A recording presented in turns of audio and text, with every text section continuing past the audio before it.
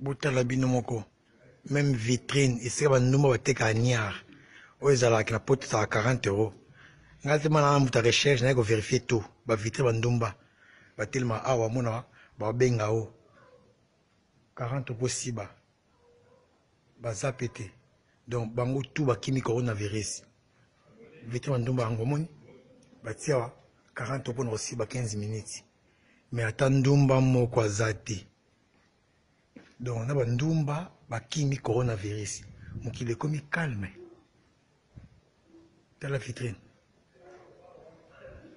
o vitrine bandumba bomona ata ndumba moko aza te. Donc oyebi soki babi coronavirus ebomi marché ata ndumba moko aza te mpo osiba bavitrine bango yango ti o bavitrine bandumba bazala bafandi babenga mbali ata ndumba moko aza te na poto.